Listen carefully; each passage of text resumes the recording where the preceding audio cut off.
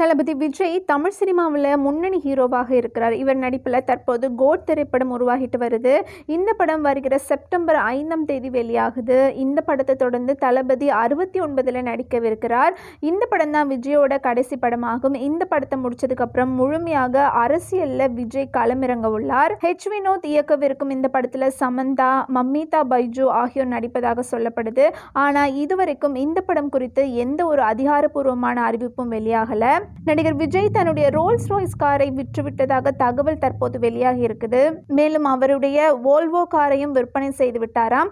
இந்த நிலையில் தற்போது புதிதாக லெக்சஸ் என்னும் சொகுசு கார் ஒன்றை விஜய் வாங்கியுள்ளார் அப்படிங்கிற தகவல் வெளியாகி இருக்கு.